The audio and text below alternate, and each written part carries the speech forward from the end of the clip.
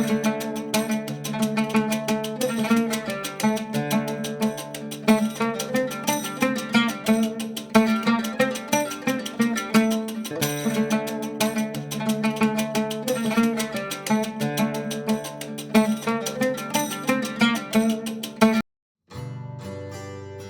Hello എല്ലാവർക്കും പുതിയൊരു വീഡിയോയിലേക്ക് സ്വാഗതം. അങ്ങനെ ദേ നമ്മുടെ പുണ്യ റമളാൻ ഇവിടെ എത്തിയിരിക്കുകയാണ്. ഇവിടെ അമേരിക്കയിലൊക്കെ ശനിയാഴ്ച ഉണ്ടോ നോമ്പ് സ്റ്റാർട്ട് ചെയ്തേക്കണത്. അമേരിക്കയിലെ എൻ്റെ ആദ്യത്തെ നോമ്പ് തുറയാണ് ഇന്ന്. അപ്പോൾ എന്തൊക്കെയാണ് ഇന്നത്തെ എൻ്റെ വിഭവങ്ങളൊക്കെ ഒന്ന് നോക്കിയാലോ. അപ്പോൾ നമുക്ക് വേഗം തന്നെ വീഡിയോയിലേക്ക് കടക്കാം. എല്ലാവരും വീഡിയോ സ്കിപ്പ് ചെയ്യാതെ ഒന്ന് കാണണം കേട്ടോ. എന്നിട്ട് അഭിപ്രായങ്ങളൊക്കെ ഒന്ന് കമൻറ്റ് ചെയ്യുക. വീഡിയോക്ക് ലൈക്ക് കൊടുക്കാനും മറന്നു പോകരുതേ. ഇന്നത്തെ സ്പെഷ്യൽ എന്തൊക്കെയാണെന്ന് പറയണതിന് നല്ലത് നിങ്ങളങ്ങനെ കണ്ടു നോക്കുക. ഒരുപാട് സ്പെഷ്യലുകൾ ഉണ്ട് കേട്ടോ ഇന്ന്. അപ്പോൾ അതേ ആദ്യം തന്നെ ഞാൻ സമൂസ, കട്ട്ലേറ്റ് അതൊക്കെ ഉണ്ടാക്കാൻ വേണ്ടിയിട്ട് ഓരോന്നിങ്ങനെ കട്ട് ചെയ്തുകൊണ്ടിരിക്കുകയാണ്.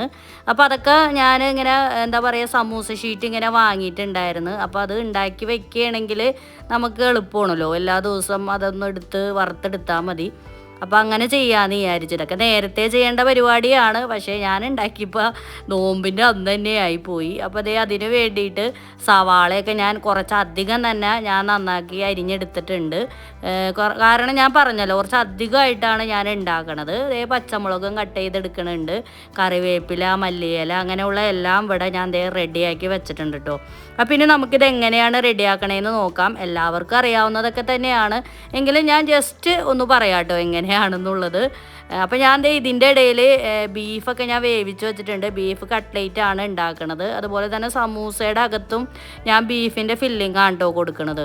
പിന്നെ അതുപോലെ ഉരുളക്കിഴങ്ങ് ഞാൻ വേവിച്ച് വെച്ചിട്ടുണ്ട്. ഇതൊന്നും ഞാൻ വീഡിയോയിൽ പകർത്തിയിട്ടില്ല, കാരണം ആകെ ഒരു തിക്കും തിരക്കായിരുന്നു മൊത്തത്തിൽ. അപ്പോൾ അതുകൊണ്ട് ഞാൻ എല്ലാം ഒന്ന് അവിടെ ഇവിടെയൊക്കെ ആയിട്ടാണ് കേട്ടോ വീഡിയോ എടുത്തിട്ടുള്ളത്. അപ്പോൾ ഇതേ നമ്മുടെ സവാളക്കൂട്ടൊക്കെ നന്നായിട്ട് വെന്ത് വന്നിട്ടുണ്ട്. അതിലേക്ക് ഇഞ്ചി വെളുത്തുള്ളി അരച്ചതും കൂടി ഞാൻ ചേർത്ത് കൊടുത്തിട്ടുണ്ട് കേട്ടോ. അപ്പോൾ അതും ഒന്ന് നന്നായിട്ട് വഴന്ന് വന്നതിന് ശേഷം അതിലേക്ക് ആവശ്യമുള്ള പൊടികളൊക്കെ ഞാൻ ചേർത്ത് കൊടുക്കുന്നുണ്ട്. മുളക് പൊടി, മഞ്ഞൾപ്പൊടി, കുറച്ച് മല്ലിപ്പൊടി, ഗരം മസാലപ്പൊടി, ഇതൊക്കെ നന്നായിട്ട് ഒന്ന് വഴന്ന് ഒന്ന് മൂത്ത് വന്നതിന് ശേഷം നമുക്ക് ഉരുളക്കിഴങ്ങ് ചേർത്ത് കൊടുക്കാം. ഞാൻ നേരത്തെ പറഞ്ഞ പോലെ തന്നെ ഉരുളക്കിഴങ്ങ് വേവിച്ച് അതിൻ്റെ തൊലിയൊക്കെ കളഞ്ഞ് ഉടച്ച് വെച്ചിട്ടുണ്ട്. അപ്പോൾ അതാണ് കേട്ടോ ഞാൻ ഇതിലേക്ക് ചേർക്കണത്. ഉരുളക്കിഴങ്ങും ഞാൻ കുറച്ചധികം തന്നെ ഞാൻ വേവിച്ചെടുത്തിട്ടുണ്ട്. എല്ലാ ദിവസവും ഇങ്ങനെ ഉണ്ടാക്കൽ നടക്കില്ലല്ലോ. അപ്പോൾ ഇതൊന്ന് ഉണ്ടാക്കി സ്റ്റോർ ചെയ്ത് വെക്കുകയാണെങ്കിൽ നമുക്ക് എളുപ്പമായിരിക്കും. അപ്പോൾ അത് ഡെയിലി നമുക്ക് ആവശ്യമുള്ള അനുസരിച്ച് നമുക്ക് ഫ്രൈ ചെയ്തെടുത്താൽ മതിയല്ലോ. അപ്പോൾ ഞാൻ ഉരുളക്കിഴങ്ങും അതുപോലെ ഉടച്ചത് ഞാൻ ഇതിലേക്ക് ചേർത്ത് നന്നായിട്ട് മിക്സ് ചെയ്ത് കൊടുക്കുന്നുണ്ട്. അതിനുശേഷം ബീഫ് ഞാൻ വേവിച്ചത് ഇതുപോലെ തന്നെ ഞാനൊന്ന് മിക്സിയുടെ ജാറിലിട്ട് ഒന്ന് ക്രഷ് ചെയ്തെടുക്കുന്നുണ്ട് കേട്ടോ. എന്നിട്ട് നമുക്ക് അതും കൂടി ഇതിലേക്ക് ഇട്ട് കൊടുത്തിട്ട് നന്നായിട്ട് ഒന്ന് മിക്സ് ചെയ്തെടുക്കാം. അത്രയൊക്കെ ഉള്ളൂ കേട്ടോ ഈ കട്ട്ലേറ്റിൻ്റെ പരിപാടി എന്ന് പറയണത്. ഞാൻ കൂടുതൽ വിശദമായിട്ട് പറയാറുണ്ട്, എല്ലാവർക്കും അറിയാവുന്ന കാര്യങ്ങളൊക്കെ തന്നെയല്ലേ, അതുകൊണ്ടാണ് കേട്ടോ വെറുതെ ഇങ്ങനെ റിപ്പീറ്റ് ചെയ്ത് കാണിക്കണ്ടല്ലോ എന്ന് വിചാരിച്ചാണ്. അങ്ങനെ ഇതെല്ലാം ഞാൻ മിക്സ് ചെയ്ത് കൊടുക്കുന്നുണ്ട്. അതിന് ശേഷം നമ്മുടെ കൂട്ട് ഇവിടെ റെഡി ആയിട്ടുണ്ട് കേട്ടോ. അപ്പോൾ ഇത് ഓരോന്നും സ്റ്റെപ്പ് ബൈ സ്റ്റെപ്പായിട്ടൊന്നും ഞാൻ കാണിക്കണില്ല. ഇനി ഇത് ഫില്ല് ചെയ്യണതൊക്കെ ഞാൻ പതുക്കെ കാണിക്കുന്നുള്ളൂ. അതിൻ്റെ ഇടയിൽ നമുക്ക് വേറെ പണികളൊക്കെ ഉണ്ടല്ലോ. അടുത്തതായിട്ട് ഞാൻ മട്ടൻ കറിയാണ് ഇവിടെ ഉണ്ടാക്കാൻ പോകുന്നത്. കുക്കറിൽ തന്നെയാണ് വെക്കണത്. അതിന് വേണ്ടിയിട്ട് ഉള്ള എല്ലാം അരിഞ്ഞ് കുക്കറിൽ ഇട്ടിട്ടുണ്ട്. ഞാൻ മുമ്പൊക്കെ കാണിച്ചേക്കണോണ്ട് അറിയാം, എങ്കിലും ഞാൻ ജസ്റ്റ് ഒന്ന് പറയാം കേട്ടോ. വറുത്തരച്ച മട്ടൻ കറിയാണ് ഞാൻ വെക്കണത്. അതിന് വേണ്ടിയിട്ട് സവാള, അതുപോലെ പച്ചമുളക്, കറിവേപ്പില, മല്ലിയില അതൊക്കെ വഴന്ന് വന്നതിന് ശേഷം ഇഞ്ചി വെളുത്തുള്ളിയും പേസ്റ്റ് ഇട്ട് കൊടുത്തിട്ടുണ്ട്.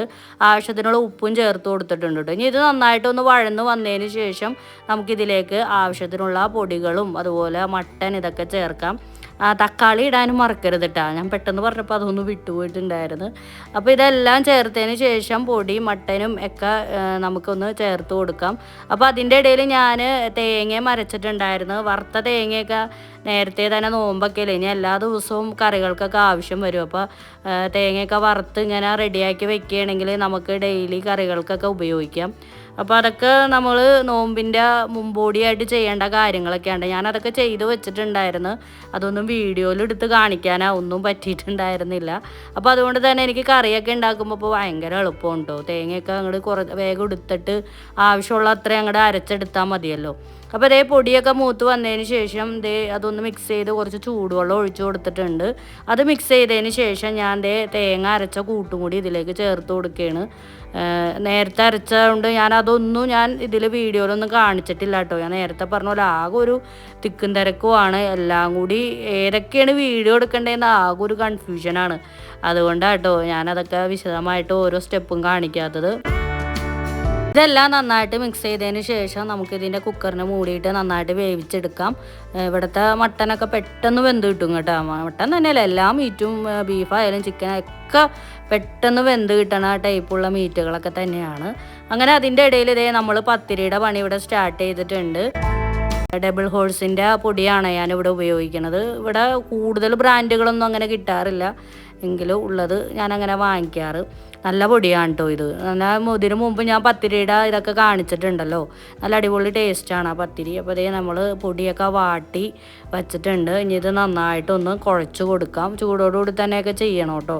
നല്ല അടിപൊളി പത്തിരിയാണ്, നല്ല വീർത്തൊക്കെ വരും കേട്ടോ. അങ്ങനെ അതൊക്കെ കുഴച്ച് ഉരുളകളാക്കി വച്ചിട്ടുണ്ട്. ഇനി അത് ഓരോന്നായിട്ട് നമുക്ക് ചുട്ടെടുക്കാം.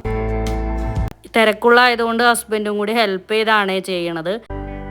ഇതിൻ്റെ ഇടയിൽ ഞാൻ കായ്പോളയുടെ പണികൾ ഇവിടെ തുടങ്ങിയിട്ടുണ്ട്. കായ്പോള ഇവിടെ ഭയങ്കര എനിക്കും ഹസ്ബൻഡിനും ഭയങ്കര ഇഷ്ടമാണ്. അതുകൊണ്ട് നോമ്പൊക്കെ ആയി കഴിഞ്ഞാൽ നമ്മൾ നിർബന്ധമായിട്ടും കായ്പോള ഇവിടെ റെഡിയാക്കാറുണ്ട്. അപ്പോൾ ഇവിടുത്തെ പഴമെന്ന് പറഞ്ഞാൽ അത്ര നമ്മുടെ നാട്ടിൽ കിട്ടണ അത്ര നല്ല പഴമൊന്നും അല്ല കേട്ടോ. നല്ല മധുരിപ്പൊന്നുമില്ല, എങ്കിലും കുഴപ്പമില്ല. ഉള്ളത് വെച്ചാലേ നമുക്ക് ചെയ്യാൻ പറ്റുള്ളൂ.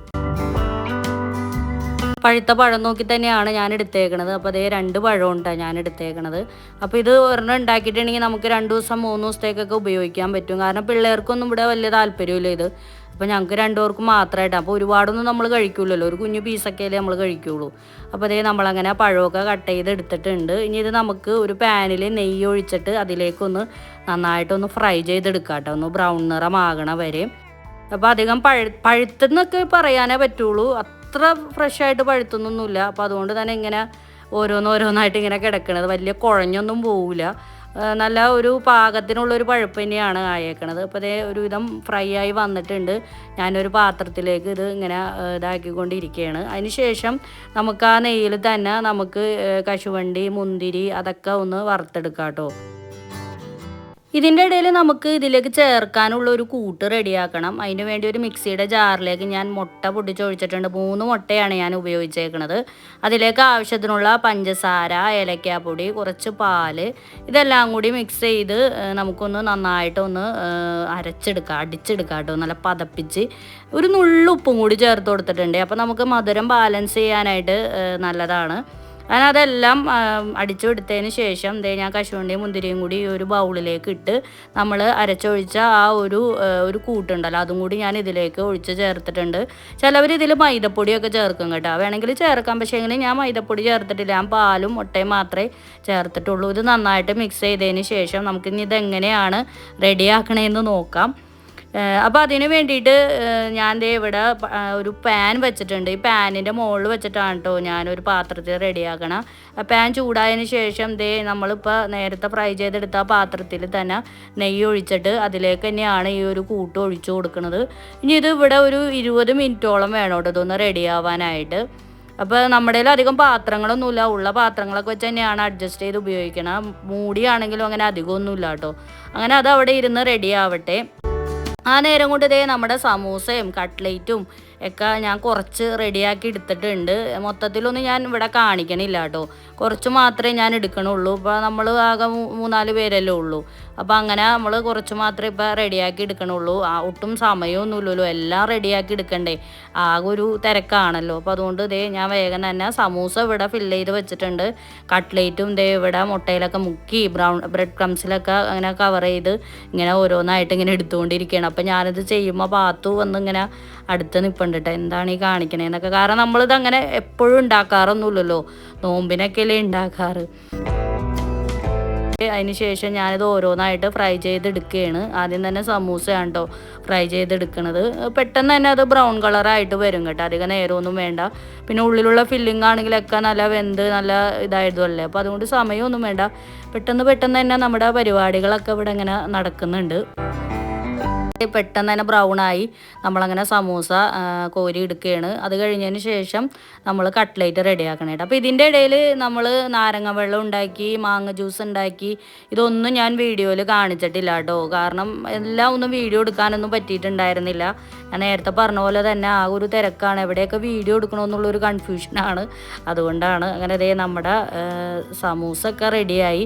അതിന് ശേഷം കട്ട്ലേറ്റ് ഇടുമ്പോൾ എപ്പോഴും ഒരു പേടിയായിരിക്കുമല്ലോ എല്ലാവർക്കും. ഇത് എന്താണെന്ന് ആകെ നുറുങ്ങി പോകുമോ എന്നൊക്കെ ഉള്ളൊരു പേടിയൊക്കെ ഉണ്ടാവും നമ്മൾ കട്ട്ലേറ്റ് ഉണ്ടാക്കുമ്പോൾ. പക്ഷേ എങ്കിൽ കുഴപ്പമില്ല കേട്ടോ, എല്ലാം അടിപൊളിയായിട്ട് വന്നിട്ടുണ്ടായിരുന്നു.